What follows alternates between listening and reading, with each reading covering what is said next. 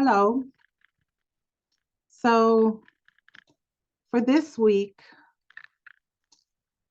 I named my topic, Our Thoughts in the World.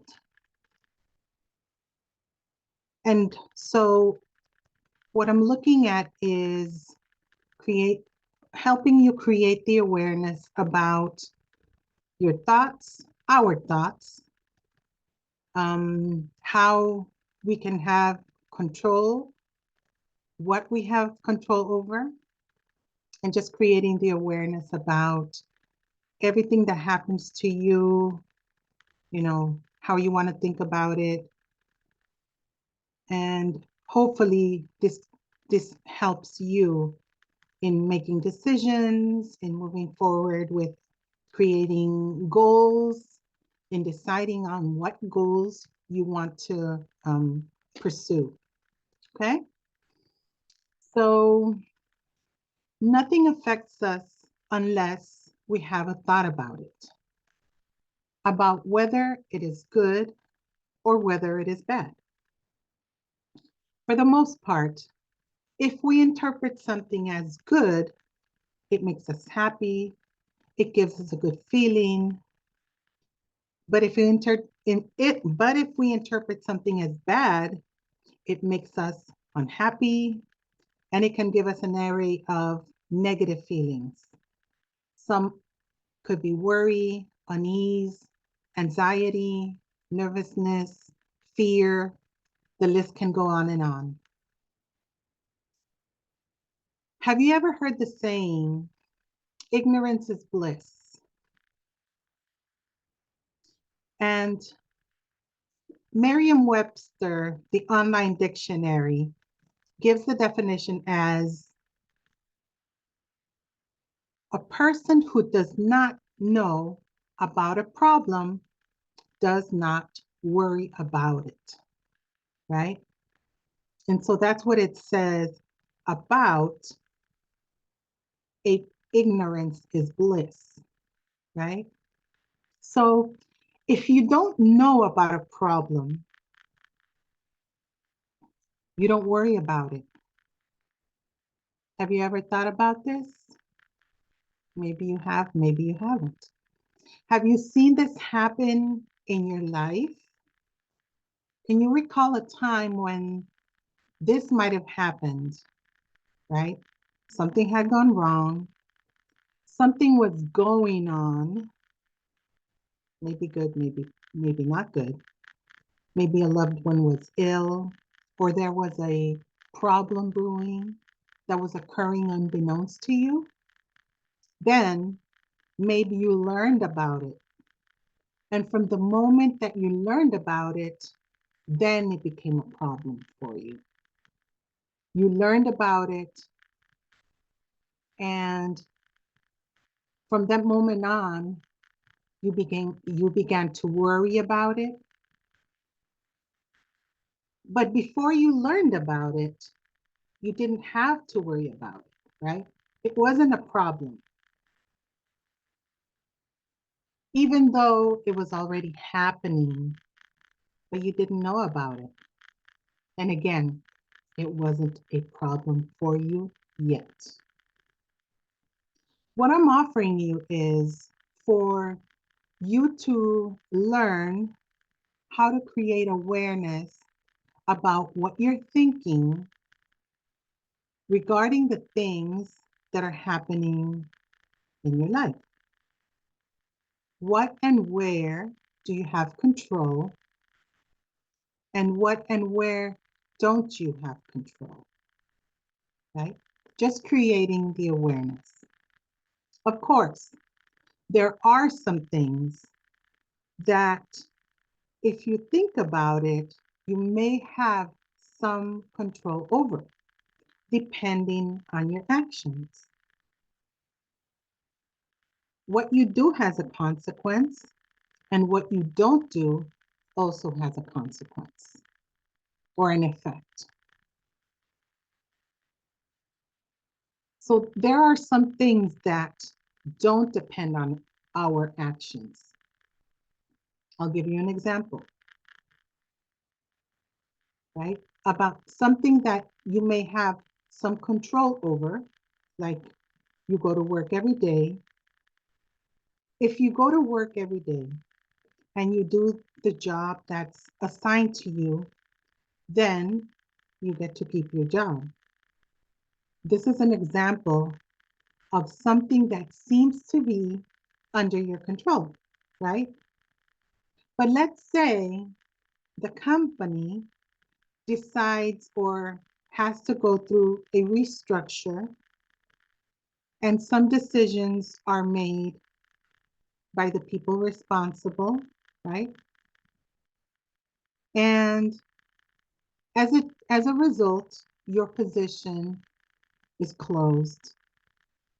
It's no longer available and you no longer have a job, right? You were going in, you were being punctual, you were doing the tasks that were being assigned to you,